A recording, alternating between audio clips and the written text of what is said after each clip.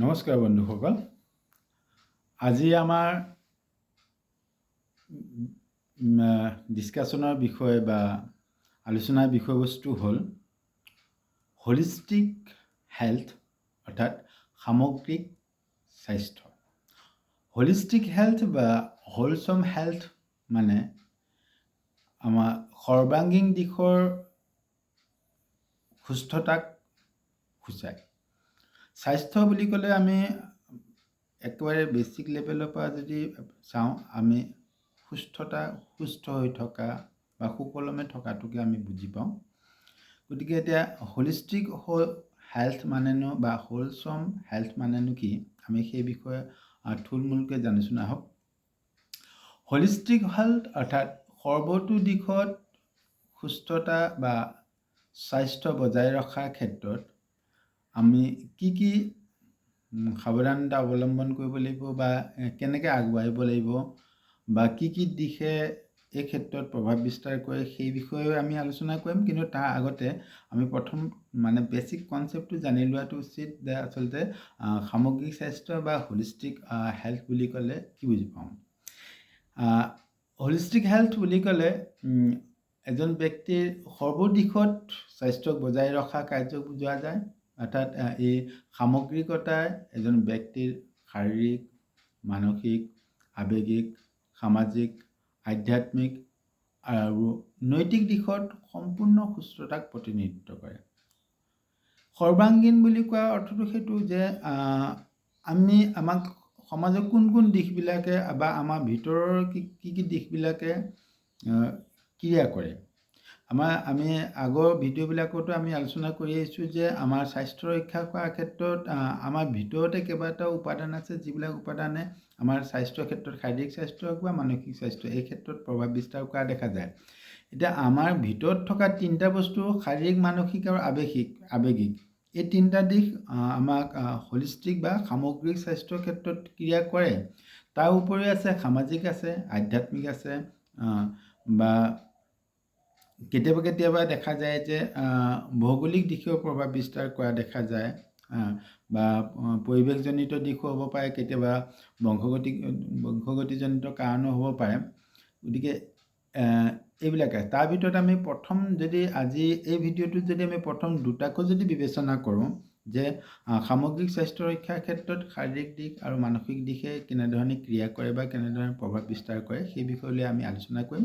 পাছত আৱেগিক বা সামাজিক বা অন্যান্য আধ্যাত্মিক দিশৰ বিষয়ে পৰৱৰ্তী ভিডিঅ'ত আকৌ মই পুনৰ আপলোড কৰিম। এতিয়া প্ৰথম কথাটো হ'ল যে শাৰীৰিক দিশত সামগ্ৰিকতা বা সামগ্ৰিক স্বাস্থ্যই কি বুজায়। শাৰীৰিক দিশত সামগ্ৰিক স্বাস্থ্যৰ অৰ্থটো হ'ল যে সুস্থ, সবল, পুষ্টি, সক্ৰিয়তা, সচেতনতা, সাৱলীলতা বা সাৱলীল বুলি কোৱাৰ লগে লগে আমাৰ স্বাস্থ্য এটা এনাৰ্জেটিক বা এটা সুস্থ সাৱলীল হৈ থকাৰ লগত আৰু কিছুমান উপাদান থাকিব পাৰে, যেনে এটা বেলেঞ্চ নিউট্ৰিশ্যন বা এটা সুষম আহাৰ, সুষম খাদ্য, তাৰ লগতে আছে সুনিদ্ৰা, ভাল টোপনি সেইটো থাকিব পাৰে, ব্যায়াম হ'ব পাৰে, ফিজিকেল এক্সাৰচাইজ সি এটা কথা হৈছে, অংগ সঞ্চালন ব্যায়ামৰ লগতে যদিও অংগ সঞ্চালন, কিন্তু সকলো ব্যায়ামে সকলো অংগ সঞ্চালন সহায় নকৰিব পাৰে। ধৰক কোনোবা এজন বডি বিল্ডাৰ নিজৰ বোলে বাইচেপ ট্ৰাইচেপ কৰিছে, গতিকে তেওঁৰ সৰ্বশৰীৰটো তেওঁ হয়তো সঞ্চালিত নহ'বও পাৰে। গতিকে ব্যায়ামৰ লগতে অংগ সঞ্চালনকো আমি ধৰি ল'ব পাৰোঁ। যদি এইখিনি যদি থাকে বা সুস্থ পুষ্টি থাকে, তেতিয়া ৰোগমুক্ততা সম্পৰ্কে আমি আগতে কৈছোঁ। ৰোগ বোলা বস্তু বা বেমাৰ বোলা বস্তুটো এনেকুৱা বস্তু নহয় যে ক'ৰবাৰ পৰা আহি পেলাই আমাৰ শৰীৰত হঠাতে পৰিলে, সেইটো নহয়। বেমাৰটো আমাৰ নিজৰ শৰীৰৰ পৰাই উৎপত্তি হোৱা বস্তু। আৰু বিজ্ঞানে বিভিন্ন তথ্যৰ পৰা আমি যদি জানো যে আমাৰ যিখিনি শাৰীৰিক দিশত বেমাৰ হয়, বেমাৰৰ ক্ষেত্ৰত যে পানীৰ পৰা আমাৰ 80% বেমাৰৰ প্ৰাদুৰ্ভাৱ হয়। গতিকে আৰু আমি এটা কথা জানো বিজ্ঞানসন্মতভাৱে যে আমাৰ শৰীৰৰ পানীয়ে 70% ওপৰত বা 70% ওপৰত আমাৰ শৰীৰত পানী থাকে। গতিকে পানীয়ে আমাৰ গোটেই ক্ৰিয়াসমূহ প্ৰতিক্ৰিয়াসমূহ বা প্ৰক্ৰিয়াসমূহ পৰিচালিত কৰাৰ ক্ষেত্ৰত সহায় কৰে। গতিকে ৰোগমুক্ততা বুলি ক'লে আমি আগৰ ভিডিঅ'সমূহত কোৱা নিচিনাকৈ আমাৰ 5টা প্ৰক্ৰিয়াক পুনৰ এবাৰ মই ৰিপিট কৰিছোঁ। 5টা প্ৰক্ৰিয়া কি? 5টা প্ৰক্ৰিয়া? প্ৰথম আমাৰ শ্বাস প্ৰশ্বাসজনিত প্ৰক্ৰিয়া, যাক আমি ৰেছপিৰেটৰী ছিষ্টেম বুলি কওঁ। দ্বিতীয়তে আমি ডাইজেষ্টিভ ছিষ্টেম বা পাচন প্ৰক্ৰিয়াৰ কথা ক'ব পাৰোঁ। তৃতীয়তে আমি চাৰ্কুলেটৰী ছিষ্টেম, যিটো আমাৰ ৰক্ত সঞ্চালন প্ৰক্ৰিয়া বুলি ক'ব পাৰোঁ। চতুৰ্থতে আমি ক'ব পাৰোঁ যে এক্সক্ৰিলেটৰী ছিষ্টেম, বা যিটো আমাৰ শৰীৰৰ অলাগতিয়াল অপ্ৰয়োজনীয় আৱৰ্জনাসমূহ প্ৰত্যাহাৰ কৰা প্ৰক্ৰিয়া, যাক আমি বিসৰ্জন প্ৰক্ৰিয়া বুলিও ক'ব পাৰোঁ। পঞ্চমতে আমি ক'ব পাৰোঁ নাৰ্ভাছ ছিষ্টেম, অৰ্থাৎ স্নায়ৱিক প্ৰক্ৰিয়া। গতিকে ৰোগমুক্ত হৈ থাকিবৰ কাৰণে আমাক সেই 5টা প্ৰক্ৰিয়াৰ মাজত এটা ভাৰসাম্য থাকিব লাগিব। গতিকে সেই 5টা প্ৰক্ৰিয়াৰ মাজত ভাৰসাম্য ৰক্ষা কৰিবৰ কাৰণে আমাৰ পুষ্টি আৰু পৰ্যাপ্ত পৰিমাণে পানী বা পুষ্টিকৰ খাদ্য আৰু পৰিষ্কাৰ বা শুদ্ধ পানী খুবেই প্ৰয়োজন। সেইখিনি কথাটো আমি চাব লাগিব। গতিকে ৰোগমুক্ততা সেইটো কয়। তাৰপিছত দ্বিতীয়তে আমি গতিশীলতা, মানে ডাইনামিক গতিশীলতা। আমাৰ স্বাস্থ্য, যদিও গতিশীলতাক আমি মানসিকতাৰ লগত সংলগ্ন কৰোঁ, তথাপিতো আমাৰ বডি মুভমেণ্ট বা বডি ফ্লেক্সিবিলিটি, যিটো মানে বডিৰ যিটো ফ্লেক্সিবিলিটি বুলি ক'লে আমি যিটো শিথিলতা, সেই বস্তুটোৰ লগত আমি বডি অংগ সঞ্চালন কি ধৰণে কৰিছোঁ বা কেনেকৈ শিকি আছোঁ, সেইটোৰ ওপৰতো আমাৰ বহুতখিনি শাৰীৰিক স্বাস্থ্যই মানে প্ৰভাৱ বিস্তাৰ কৰে বা প্ৰভাৱ পেলোৱা দেখা যায়। ঠিক সেইদৰে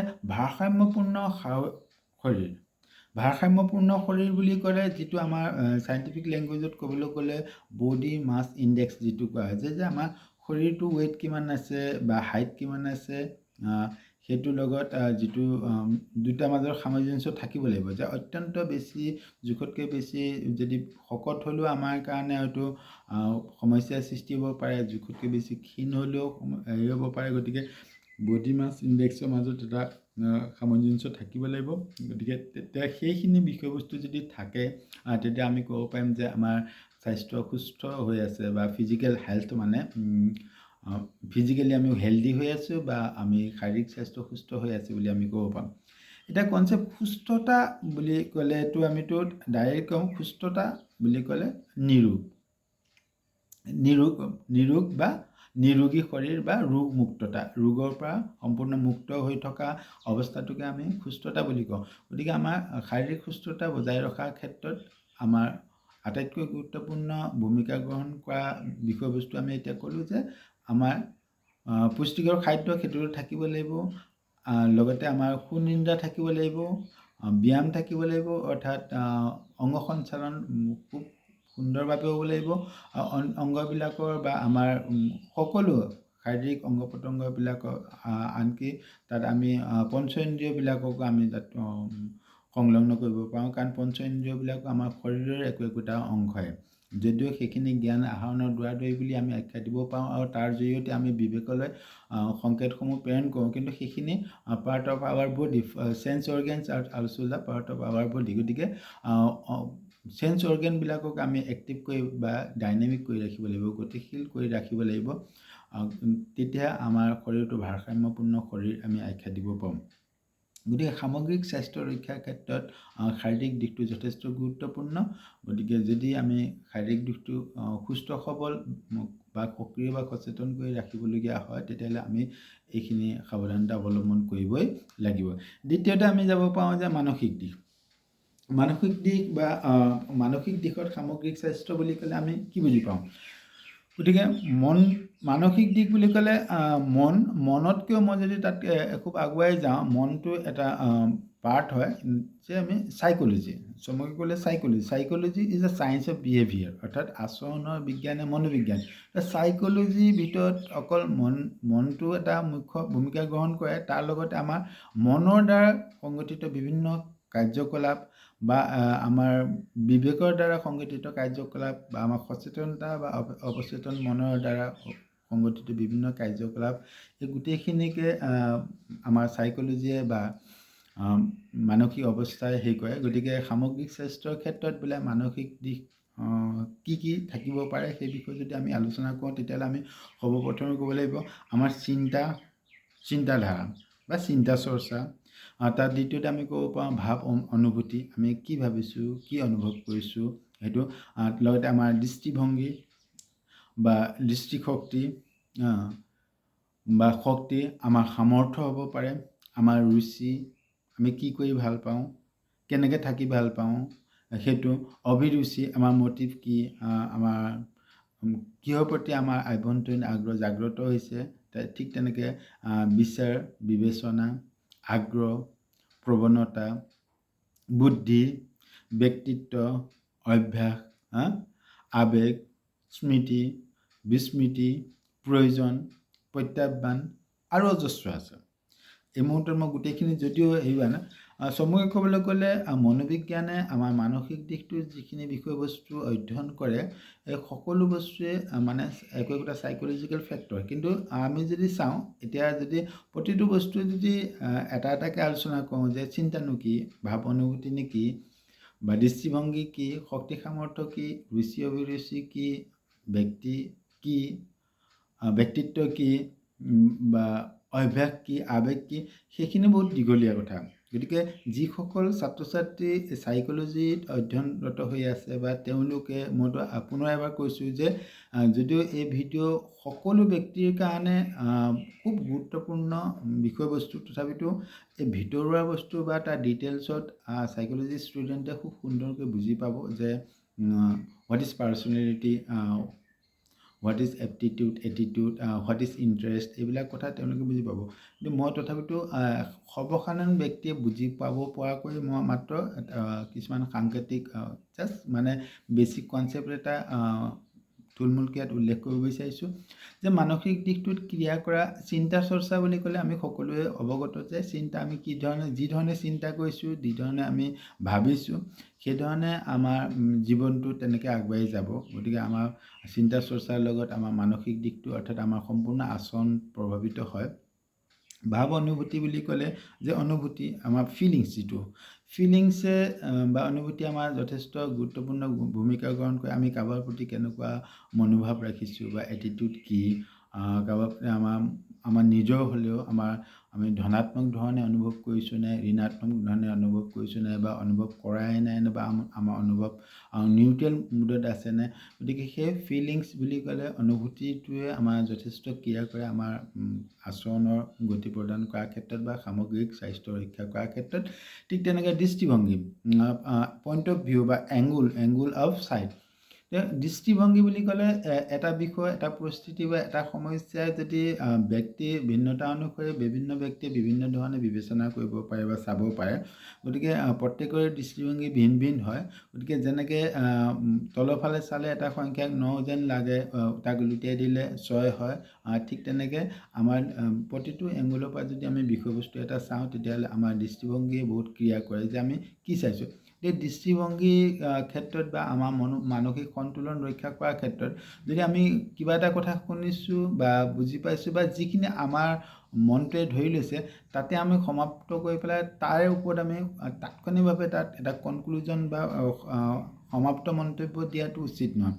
কাৰণ আপুনি আপোনাৰ দৃষ্টিৰ পৰা যিটো অশুদ্ধ যেন দেখিছে বা কোনোবাই আপোনাক বা কোনোবাই অপকাৰ কৰা যেন আপুনি অনুভৱ কৰিছে, বা আপুনি নিজে এটা ভুল সিদ্ধান্ত গ্ৰহণ কৰা যেন দেখিছে যদিও, তাক যদি আকৌ সূক্ষ্মভাৱে বা বেলেগ এটা এংগুলৰ পৰা যদি চায় বা বেলেগ এটা দিশৰ পৰা যদি পৰ্যবেক্ষণ কৰে, তেতিয়া দেখিব যে এইটোচোন অশুদ্ধ নহয়, শুদ্ধই। বা কোনোবাই কৰা কাম যদি আপোনাৰ দৃষ্টিত অশুদ্ধ যেন লাগিছে, আপুনি যদি দৃষ্টিভংগী সলনি কৰি দিয়ে বা বেলেগ এংগুলৰ পৰা যদি চায়, দেখিব সেই শুদ্ধ যুক্তিযুক্ততা আছে। গতিকে দৃষ্টিভংগী মানুহৰ ভিন ভিন হয়, বিভিন্ন ধৰণৰ হয়। শক্তি আৰু সামৰ্থ্য, শক্তি বোলে বস্তুটো মেকানিকেল পাৰ্ট হয়, যেনেকৈ আমি স্মৃতি শক্তি বুলি কওঁ। কিন্তু সামৰ্থ্য বুলি ক'লে যিটো আমাৰ এটা প্ৰচেছ, প্ৰক্ৰিয়া, যিটো আমি বুদ্ধি, প্ৰৱণতা, আগ্ৰহ, এইবিলাকৰ লগত আমাৰ সামৰ্থ্য জড়িত হৈ থাকে।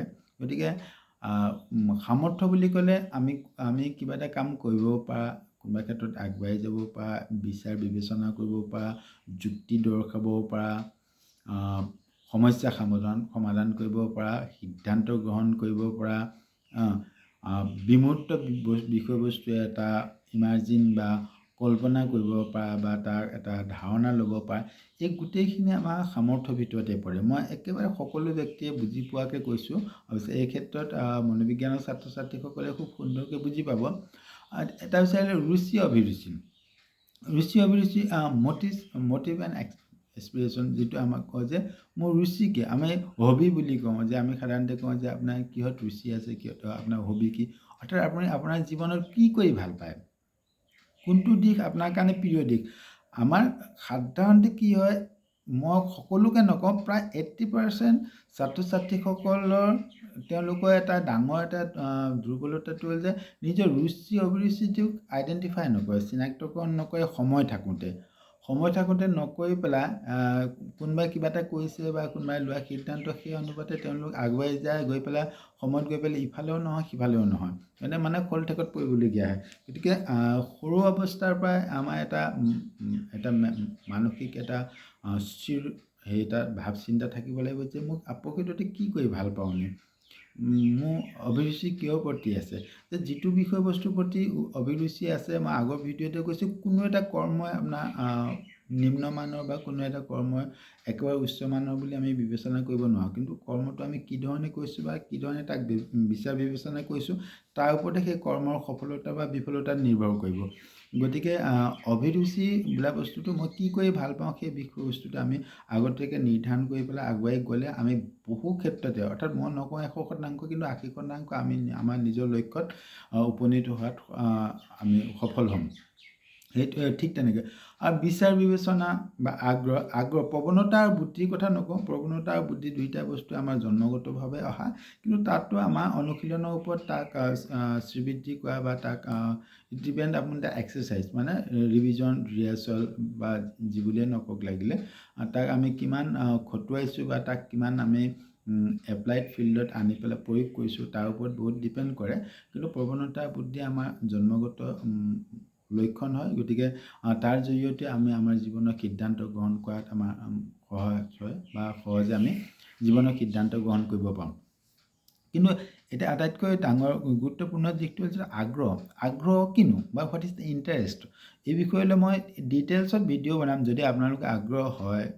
চাইক'লজি ষ্টুডেণ্টে আগ্ৰহৰ বিষয়ে নতুনকৈ অধ্যয়ন কৰিবলগীয়া নাই, যিহেতু হলিষ্টিক হেল্থ তেওঁলোকৰ কাৰণে কম্পেৰেটিভলি এটা নতুন টপিক। গতিকে হয়তো কনফিউজত পৰিব পাৰে ন, হোৱাট ইজ হলিষ্টিক হেল্থ। গতিকে সেই বিষয়লৈ মই কৈছোঁ। কিন্তু আগ্ৰহ বিষয় যদি আপোনালোকে যদি ভাবে আগ্ৰহ বিষয় বা প্ৰৱণতা বা বুদ্ধি বিষয় বা ব্যক্তিত্ব বিষয় পৃথককৈ ভিডিঅ' লাগে, তেতিয়া আপোনালোকে কমেণ্ট কৰিব। মই সেই বিষয়টো সম্পূৰ্ণ এটা টপিক লৈ পেলাই সম্পূৰ্ণ একোটা ভিডিঅ' প্ৰস্তুত কৰিম। তাৰ জৰিয়তে আপোনালোকে নিজকে উপলব্ধি কৰিব পাৰে যে আমি আমাৰ জীৱনত গতিপথত আগুৱাই যোৱাৰ ক্ষেত্ৰত ক'ত বাধাৰ সন্মুখীন হওঁ, বা আমাৰ কোনটো বস্তুৰ অভাৱৰ কাৰণে বা কোনটো আমি সম্পূৰ্ণ সুদৃষ্টিত দিব নোৱাৰাৰ কাৰণে বা বিশ্লেষণ কৰিব নোৱাৰাৰ কাৰণে আমি থমকি ৰ'বলগীয়া হৈছে।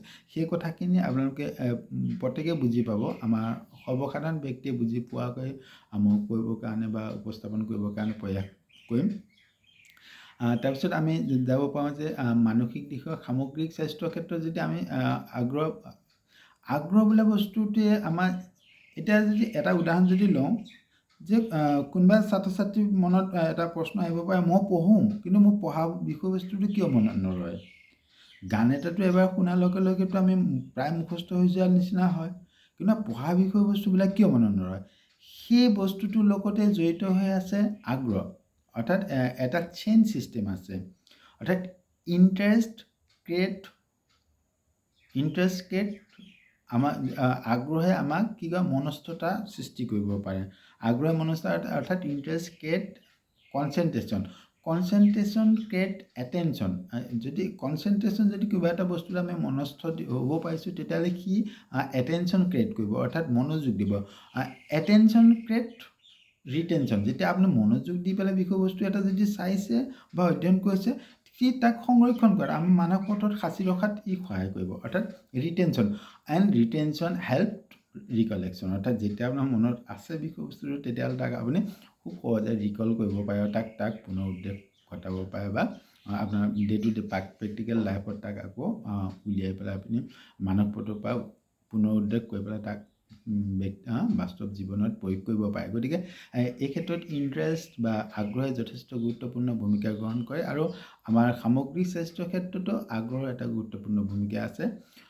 অভ্যাস বা আচৰণ, ব্যক্তিত্বৰ কথা নকওঁ, ব্যক্তিত্ব থুলমূল ক'বলৈ গ'লে ব্যক্তিত্ব হ'ল এজন ব্যক্তিৰ এক অনন্য শক্তিৰ ভাণ্ডাৰ। সকলো ব্যক্তিত্ব এটা অনন্য মানে শক্তি, যিটো dynamic organisation of a persons বুলি কয়, dynamic organisation which determine the his goal of his life. অৰ্থাৎ এজন ব্যক্তিৰ জীৱনৰ লক্ষ্য নিৰ্ধাৰণ কৰাৰ ক্ষেত্ৰত তেখেতৰ নিজস্ব, এতিয়া ব্যক্তিত্ব বুলি কোৱাৰ লগে লগে বহুত এটা ব্যাপক টপিক, যে কাৰ ব্যক্তিত্ব কেনেকুৱা, একেবাৰে চমুকৈ ক'বলৈ গ'লে কিছুমান লক্ষণ যিবিলাক আমি কিছুমান সহজাতভাৱে লাভ কৰা লক্ষণ আৰু কিছুমান আৰ্জিত লক্ষণ, এই সামগ্ৰিক লক্ষণসমূহৰ এটা সমন্বয় হ'ল আমাৰ ব্যক্তিত্ব। গতিকে এই ব্যক্তিত্ব যিটো টাৰ্মটোৱে আমাৰ ব্যক্তিত ইউনিকনেছ বা অনন্যতা প্ৰদান কৰে। আমাৰ প্ৰত্যেকজন ব্যক্তিয়ে একো একোটা সুকীয়া ব্যক্তিত্ব অধিকাৰী, সকলোৱে ব্যক্তিত্ব অধিকাৰী, যদিও কোনো এজনৰ ব্যক্তিত্বই কোনো এজন ব্যক্তিত্বৰ লগত সাদৃশ্য নাই। গতিকে ব্যক্তিত্ব হ'ল আমাৰ সম্পূৰ্ণ এটা অনন্য গুণ বা লক্ষণ। গতিকে ব্যক্তিত্বৰ বিষয়ে আমি ক'ম, কিন্তু ব্যক্তিত্বটোৱেও আমাৰ চিন্তাধাৰা, বিচাৰ বিবেচনা, ভাৱ অনুভূতি বা আমাৰ সামগ্ৰিকভাৱে গোটেই আচৰণ প্ৰক্ৰিয়াতে এজন ব্যক্তিৰ ব্যক্তিত্বই ক্ৰিয়া কৰে। গতিকে ব্যক্তিত্বৰ বিষয়ে যদি প্ৰয়োজন হয় আমি ডিটেইলছত পাছত আলোচনা কৰিম। গতিকে সামগ্ৰিক স্বাস্থ্য ৰক্ষা কৰাৰ ক্ষেত্ৰত এই দিশটো যথেষ্ট গুৰুত্বপূৰ্ণ ভূমিকা গ্ৰহণ কৰে। তাৰপিছত আহিব পাৰে আমি স্মৃতি আৰু বিস্মৃতি, দুইটাই যথেষ্ট গুৰুত্বপূৰ্ণ। স্মৃতি হ'ল আমাৰ কোনো এটা বিষয়বস্তু এটা মনত সঞ্চিত কৰি ৰখা আৰু সময় সাপেক্ষে তাক পুনৰ উদ্দেশ কৰাটোৱে আমি স্মৃতি বুলি কওঁ, যিটো আমাৰ mental process, it is energy, ইয়াক আমি শক্তি বুলি কওঁ। যদি আমি জ্ঞান আহৰণ কৰোঁ বা learning, retention, recall and recognition, আমি মূলতে যদি আমি কওঁ যে স্মৃতিৰ যিখিনি উপাদান আছে, আমি প্ৰথমে শিকিলোঁ, তাক সংৰক্ষণ কৰিলোঁ, তাক পুনঃস্মৰণ কৰিলোঁ, আৰু তাক সম্পূৰ্ণ চিনাক্ত কৰিলোঁ, তাৰ এটা বেছিক কনচেপ্ট এটা বা এটা ধাৰণা মানৱ পথত ৰাখি থ'লোঁ, সেইখিনি আমাৰ স্মৃতি। স্মৃতি আমাৰ জীৱনত যিমানে প্ৰয়োজনীয় বা যিমানে আমি পঢ়া শুনা কৰাৰ ক্ষেত্ৰতে হওক, কিবা এটা কথা মনত ৰখাৰ ক্ষেত্ৰতে হওক, স্মৃতিৰ যিটো ভূমিকা আছে সমানে গুৰুত্বপূৰ্ণ ভূমিকা আছে আমাৰ বিস্মৃতিও। বিস্মৃতি আমি মানুহে কয় যে ঠিক আছে, স্মৃতিটো আমাৰ কাৰণে উপকাৰী, বিস্মৃতি কিয়? বিস্মৃতি আমাৰ এইকাৰণে উপকাৰী কাৰণ আমি জীৱনটো এটা প্ৰত্যেকে মানে খলনামাৰ মাজতে আহি যায়। কেতিয়াবা ভাল অভিজ্ঞতা থাকে, কেতিয়াবা বেয়া অভিজ্ঞতা থাকে, কেতিয়াবা আমি মনৰ সুখ পাওঁ, কেতিয়াবা আমি মনত বহুত দুখ পাওঁ, আৰু সেই দুখৰ চাপবিলাকে আমাৰ মানৱ পথত বহুত সময়লৈকে ক্ৰিয়া কৰে। কিন্তু এটা সময়ত গৈ পেলাই সেই দুখৰ চাপবিলাক আমাৰ মানৱ পথৰ পৰা নাইকিয়া হৈ যায়। নাইকিয়া কোনে কৰে? আমাৰ বিস্মৃতিয়ে লৈ যায়। গতিকে আমাৰ আগৰ মাইণ্ডছেটটো আকৌ ঘূৰাই পাবৰ কাৰণে বা গোটেই মানসিক অৱস্থাটো ৰিফ্ৰেছ হ'বৰ কাৰণে, সংস্কাৰ হ'বৰ কাৰণে আমাৰ বিস্মৃতি খুবেই প্ৰয়োজনীয় বিষয়বস্তু। যদি আমি দুশ্চিন্তা, দুস্বপ্ন বা দুখজনক ঘটনা বা বেদনাজনক পৰিস্থিতি যদি আমি সদায় মনত ৰাখি, সদায় সক্ৰিয় হিচাপে যদি আমি মনত ৰাখিব লাগিলহেঁতেন বা আমি থাকিলহেঁতেন, তেতিয়া কিন্তু আমি জীৱনত আগুৱাই যাব নোৱাৰোঁ। গতিকে পাহৰণিয়ে আমাক সেই ক্ষেত্ৰত যথেষ্ট গুৰুত্বপূৰ্ণ ভূমিকা গ্ৰহণ কৰে, আৰু পাহৰণিটোৱে আমাক মানসিক দিশত সামগ্ৰিক স্বাস্থ্য ৰক্ষা কৰাৰ ক্ষেত্ৰত আমাক বহুত সহায় কৰে, বা এই খুব প্ৰয়োজনীয় এটা দিশ শিক্ষা দিব পাৰে। আমি আকৌ আলোচনা কৰোঁ প্ৰয়োজন আৰু প্ৰত্যাহ্বান। প্ৰয়োজন, নিডছ বা ডিমাণ্ড বুলি ক'লেতো আমাৰ জীৱনত কোনো এজন ব্যক্তিয়ে হয়তো নাই এই বিশ্ব যে যিজনৰ প্ৰয়োজন সম্পূৰ্ণ হৈছে। নিডছ আৰ আনলিমিটেড, ইনফাইনাইট, আমি অসীম বুলি ক'ব পাৰোঁ। কিন্তু সেইবুলি যে অসীম নিডছৰ পিছত দৌৰি থাকিম সেইটো নহয়। যে বেছিক প্ৰয়োজন, যে যিখিনি নিম্নতম প্ৰয়োজনখিনি আমি ফুলফিল কৰিব পাৰিছোঁ নাই, অন্ন বস্ত্ৰ বাসস্থানৰ পিছৰ পৰা আমি সাধাৰণ এটা জীৱন, এটা ষ্টেণ্ডাৰ্ড, এটা সমসাময়িক সমাজ ব্যৱস্থাৰ লগত খাপ খাই চলিব পৰাকৈ এটা মানদণ্ড সম্পন্ন জীৱন আমি অতিবাহিত কৰিব পাৰিছোঁ নাই? যদি পাৰিছোঁ তেতিয়াহ'লে এটা লেভেললৈকে আমাৰ প্ৰয়োজন সিমানতে থৈ পেলাই আমি আগুৱাই যাব লাগে। হয়, ন' ডাউট আমি আগুৱাই যোৱাটো আমাৰ এটা উচ্চাকাংক্ষা থাকে, আমি আৰু যিমানে আগুৱাই যাওঁ সিমানে আমাৰ প্ৰয়োজন হয়। কিন্তু প্ৰয়োজন বুলি আকৌ আমি যদি বাকী কৰ্ম নকৰোঁ, সুস্থ বিচাৰ বিবেচনা বা দৃষ্টিভংগী, ৰুচি অভিৰুচিক অগ্ৰাহ্য কৰি, আগ্ৰহ অনুভূতিক অগ্ৰাহ্য কৰি বা প্ৰৱণতা বা বুদ্ধিক অগ্ৰাহ্য কৰি কেৱল মাত্ৰ আমাৰ প্ৰয়োজন আছে বুলি পেলাই আমি কিবা এটা বিচাৰি থাকিলে আমি নাপাওঁ। প্ৰয়োজন পূৰণ কৰিবৰ কাৰণে আমাৰ মনটো বা আমাৰ বিবেক বিবেচনাটো সঠিকভাৱে প্ৰয়োগ কৰিব লাগিব। গতিকে প্ৰয়োজনটো আমাৰ সামগ্ৰিক স্বাস্থ্য ৰক্ষা কৰাৰ ক্ষেত্ৰত যথেষ্ট গুৰুত্বপূৰ্ণ ভূমিকা গ্ৰহণ কৰে, কিন্তু প্ৰয়োজন মাত্ৰাধিক হ'ব নালাগে। যিটো প্ৰয়োজন আপোনাৰ যিটো সময়ত সমসাময়িক। এজন ব্যক্তিক এখন বাইকৰ প্ৰয়োজন হৈছিলে, তেখেতে সেই বাইক ল'লে। হয়তো বাইক লোৱাৰ লগে লগে তেওঁ মনলৈ আহিব পাৰে যে বাইক লৈছোঁ, সকলো বতৰতে ই উপকাৰী নহয়, বা বতৰৰ বাৰিষা হ'লে বা বতাহ ধুমুহা মাৰিলে মোৰ কাৰণে এখন চাৰিচকীয়া গাড়ী লাগে। এটা পৰ্যায়লৈকে তেওঁ চাৰিচকীয়া গাড়ী ল'লে, সেইটো তেখেতৰ এটা নিত্য নৈমিত্তিক প্ৰয়োজন বা এটা এচেঞ্চিয়েল নিডছ বুলি কওঁ। তাৰপিছত আগত সেইটো লোৱাৰ লগে লগে তেখেতে ভাবিলে যে নাই নহয়, মই চাৰিচকীয়া গাড়ী বহুত দামী গাড়ী ল'ব লাগিব। সেইটো হ'ল লাক্সাৰী, সেইটো হ'ল ধৰক এটা বিলাসিতা। গতিকে প্ৰয়োজনৰ নামত আমি অত্যাধিক বিলাসিতাটোক প্ৰাধান্য দিব নালাগে। যিখিনি সময়ত আমাৰ যিখিনি প্ৰয়োজন ছাফিচিয়েণ্ট বা আমাৰ এটা নিত্য নৈমিত্তিক জীৱন অতিবাহিত কৰাৰ কাৰণে সেইখিনি যথেষ্ট বুলি ভাবোঁ, আমি সিমানতে থমকি ৰ'ব লাগিব আৰু আমাৰ প্ৰয়োজন পূৰণ কৰিবৰ কাৰণে আমি অন্যান্য আনুষাংগিক কামসমূহ আগুৱাই নিব লাগিব। ঠিক তেনেকৈ প্ৰত্যাহ্বান, এইটো কথা মনত ৰখা উচিত যে আমি কোনো ব্যক্তিয়ে প্ৰত্যাহ্বান মুক্ত নহয়, আৰু জীৱনত যদি প্ৰত্যাহ্বানে নাথাকে তেতিয়াহ'লে আপুনি মানুহেই নহয়। গতিকে আপুনি কোনো ক্ষেত্ৰত আগুৱাই যাবই নোৱাৰে। প্ৰত্যাহ্বানে আমাক এটা the fuel of A vehicle বুলি ক'ব পাৰে, ভেহিকুলৰ ফিউল আখ্যা দিব পাৰে যে কোনোবা এখন বাহন চলাচল কৰিবৰ কাৰণে যি তাত ইন্ধন লাগে, সেই ইন্ধনেই হ'ল আমাৰ প্ৰত্যাহ্বান। গতিকে প্ৰত্যাহ্বানে আমাক ইন্ধন হিচাপে কাম কৰে। যেতিয়া আমাৰ চেলেঞ্জ সন্মুখত থাকে যে আমি চেলেঞ্জটো মিট কৰিবৰ কাৰণে বা ফেচ কৰিবৰ কাৰণে দৃঢ়তাৰে আগুৱাই যাওঁ। গতিকে প্ৰত্যাহ্বান মাত্ৰাধিকটো সকলো বস্তুৱে বেয়া, কিন্তু এটা সীমালৈকে প্ৰত্যাহ্বান আমাৰ জীৱনৰ কাৰণে খুব ভাল, আৰু প্ৰত্যাহ্বান আমি গ্ৰহণ কৰিবৰ কাৰণে বা প্ৰত্যাহ্বানক আঁকোৱালি ল'বৰ কাৰণে বা মুখামুখি হ'বৰ কাৰণে আমি মনৰ সাহস গোটাই ল'ব লাগে, আৰু সিয়ে আমাৰ জীৱনৰ এটা নতুন দিশৰ সূচনা কৰি দিব পাৰে। গতিকে আমাৰ সামগ্ৰিক স্বাস্থ্য ৰক্ষা কৰাৰ ক্ষেত্ৰত আমাৰ দুটা দিশ আজি এই ভিডিঅ'টোত আমি চৰ্চা কৰিলোঁ। এটা শাৰীৰিক দিশটো, শাৰীৰিক সুস্থতাৰ কাৰণে আমি কি লাগিব। থ্ৰুতে মই আপোনাক আকৌ এবাৰ কৈছোঁ যে শাৰীৰিক সুস্থ সবল, পুষ্টি, সক্ৰিয়তা, সচেতনতা, সাৱলীলতা বা সুনিন্দা, সুব্যায়াম, সুঅভ্যাস, সুস্থ চিন্তা, সুঅভ্যাস, অংগ সঞ্চালন বা ৰোগমুক্ততা বা